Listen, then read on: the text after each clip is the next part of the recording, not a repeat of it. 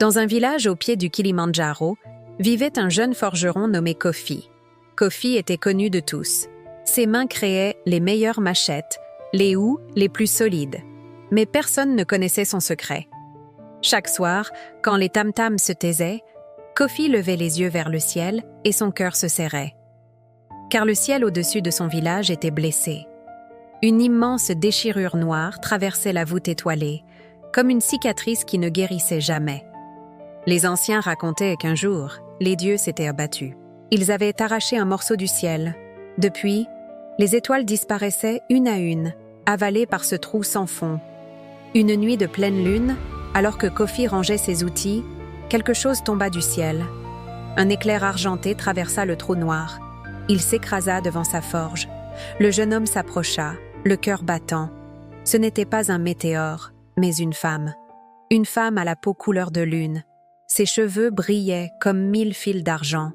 Ses yeux reflétaient les galaxies. « Aide-moi, fils de la terre », murmura-t-elle dans un souffle. Kofi la porta jusqu'à sa case. Il alluma un feu et lui donna de l'eau fraîche. « Je m'appelle Zara », dit-elle faiblement. « Je suis la gardienne des étoiles. Le ciel se meurt, et moi avec lui. » Sa voix tremblait comme les feuilles du baobab dans le vent du soir. Bientôt, il n'y aura plus d'étoiles pour guider les voyageurs, plus de lumière pour veiller sur les enfants. Kofi sentit la colère monter en lui. Comment accepter ça? Que puis-je faire? Je ne suis qu'un forgeron. Zara ouvrit sa main. Dans sa paume brillait un fragment d'étoile. Il était petit comme un caillou. Tu sais forger ce qui semble impossible. Les anciens de ton village le disent. Forge-moi une échelle jusqu'au ciel. Je dois refermer la blessure. Mais je suis trop faible pour voler. Kofi regarda le fragment, puis le trou béant qui dévorait les étoiles. C'était de la folie pure. Une folie de griot ivre de vin de palme. Mais dans les yeux de Zara, il vit quelque chose qui le toucha au plus profond de son âme. « D'accord, » dit-il, « je vais le faire. » Dès le chant du coq, Kofi ralluma sa forge. Le feu rugissait comme un lion en colère. Les flammes dansaient plus haut que jamais. Zara restait près de lui, de plus en plus pâle, mais elle guidait ses gestes. Elle lui apprenait à mélanger la poussière d'étoiles au fer rouge. « Chaque barreau doit porter une histoire », expliquait-elle. « Une histoire de lumière. Sinon, l'échelle s'effondrera avant même de toucher le ciel. » Les jours passèrent, comme l'eau dans la rivière. Les villageois s'arrêtaient devant la forge, curieux des étranges lueurs. « Kofi a perdu la tête », murmurait-on au marché. « Il parle à une femme invisible et forge des choses qui brillent dans le noir. » Mais Kofi n'écoutait pas les ragots. Il martelait le fer jour et nuit. Zara lui racontait des légendes d'étoiles mortes et Kofi les forgeait dans chaque barreau. Chaque morceau de l'échelle vibrait d'une lumière douce, comme les lucioles au bord du fleuve. Puis une nuit, Zara s'effondra. « Kofi !» Sa voix n'était plus qu'un murmure. « Je n'ai presque plus de force. Regarde le ciel. Le trou grandit. Tu le sens ?» Le jeune forgeron regarda par la fenêtre. Son sang se glaça. Le trou avait doublé de taille. Il avalait les étoiles comme un crocodile avale les poissons. Le froid s'installait, un froid qui n'existait pas en Afrique. « Combien de barreaux reste-t-il » demanda Zara, les yeux fermés. « 100 » répondit Kofi, la gorge nouée. « 100 » répéta-t-elle. « Il me reste peut-être 3 jours à vivre. » 3 jours pour 100 barreaux? Impossible. Mais Kofi était têtu. Aussi têtu que le buffle qui charge. Il travailla sans dormir. Ses mains saignaient sur le marteau brûlant. La forge crachait des flammes si hautes qu'on aurait dit un volcan. Zara, allongée sur une natte, lui murmurait des encouragements d'une voix de plus en plus faible. Le premier jour passa. 30 barreaux forgés. Le deuxième jour passa. 60 barreaux terminés. Le troisième jour, au lever du soleil, Zara ne bougea plus. Sa lumière s'éteignait comme une lampe à huile sans carburant. Kofi laissa tomber son marteau. Il s'agenouilla près d'elle. « Zara, tiens bon, j'ai presque fini. » Elle ouvrit les yeux avec peine. « Kofi, même si tu finis l'échelle, je n'aurai plus la force de grimper. Le cœur du jeune homme se brisa en 1000 morceaux. Tout ce travail, tout ce sacrifice. Pour rien? Non, jamais. Il regarda ses mains abîmées, puis l'échelle inachevée qui brillait contre le mur. Une idée folle lui traversa l'esprit. Une idée digne des héros des anciennes légendes.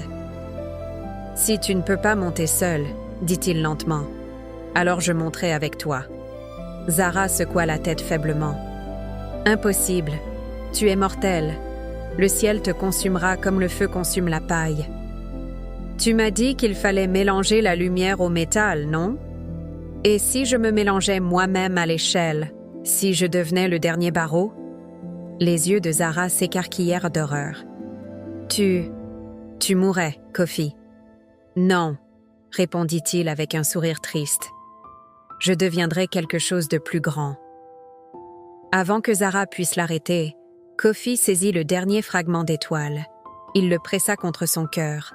La douleur explosa dans sa poitrine. C'était comme si 1000 soleils brûlaient en lui en même temps. Son corps se transforma. Ses veines se remplirent de lumière liquide et dorée. Il forgeait son propre destin. Il devenait pont entre la terre et le ciel. Quand la transformation fut terminée, Kofi n'était plus tout à fait humain. Il était devenu un être de chair et de lumière, brillant comme les statues des ancêtres. Il souleva Zara dans ses bras. Elle ne pesait pas plus qu'une plume d'aigle. Puis il commença à grimper l'échelle qui brillait sous la lune. Chaque barreau vibrait sous ses pieds. Plus il montait, plus le village devenait petit en bas. Les villageois sortirent de leurs cases, les yeux levés vers le ciel. Ils virent leur forgeron escalader les étoiles, portant une femme de lumière dans ses bras. Les enfants criaient, les femmes pleuraient, les anciens priaient. Le vent hurlait autour d'eux comme les esprits de la savane. Le froid mordait. Mais Kofi continuait, barreau après barreau. Enfin, ils atteignirent le trou dans le ciel. De près, c'était terrifiant. Un gouffre sans fond qui aspirait toute vie, toute lumière. Zara leva une main tremblante vers la déchirure. « Pour refermer cette blessure, murmura-t-elle, il faut un sacrifice. Il faut donner de la lumière pure pour combler le vide. » Kofi comprit tout de suite ce qu'elle voulait dire. « Prends-moi, » dit-il simplement. « Non, je refuse !» cria Zara, retrouvant soudain sa voix. « Zara, écoute-moi. J'ai forgé cette échelle pour sauver le ciel. Laisse-moi terminer mon œuvre. » Des larmes coulèrent sur les joues de la gardienne. Des larmes faites de poussière d'étoiles. Kofi sourit, un sourire paisible, comme celui de sa grand-mère avant de rejoindre les ancêtres. Puis, sans hésiter, il se jeta dans le trou noir. Son corps explosa en lumière. Ce fut comme si 1 million d'étoiles naissaient toutes en même temps. Kofi se dispersa en particules brillantes, comblant le gouffre, tissant un nouveau morceau de ciel, ses rêves, ses souvenirs, son amour pour Zara et pour son village. Tout devint constellation. Zara utilisa ses dernières forces pour tisser la lumière de Kofi dans la toile du ciel. Elle referma la blessure, point par point, comme une tisserande referme un boubou déchiré. Quand elle eut terminé, le ciel était à nouveau entier. Et là où se trouvait le trou, brillait maintenant la plus magnifique constellation jamais vue. Elle avait la forme d'un forgeron tenant un marteau, entouré d'étincelles d'or. Zara descendit lentement vers le village. Sa lumière était revenue, plus forte qu'avant. Les villageois se rassemblèrent autour d'elle sur la place du marché. « Où est Kofi ?» demanda une vieille femme, les yeux remplis de larmes. La gardienne des étoiles leva les yeux vers la constellation nouvellement née. « Il est là-haut » dit-elle doucement. « Il a guéri le ciel, et maintenant, il veille sur vous tous, chaque nuit, pour toujours. » Les villageois regardèrent la constellation du forgeron. Pour la première fois depuis des générations, le ciel au-dessus d'eux était complet. Zara resta une nuit de plus, puis elle remonta vers les étoiles. Mais elle laissa un cadeau, l'échelle de lumière que Kofi avait forgée. Elle la transforma en une traînée d'étoiles filantes qui traverse le ciel chaque été. Les villageois l'appelèrent le chemin de Kofi. Et chaque fois qu'une étoile filante passait, les jeunes faisaient un vœu. Car ils savaient que Kofi, là-haut, écoutait toujours ses frères de la terre. le forgeron avait voulu reconstruire le ciel. Et il y était parvenu en devenant lui-même étoile.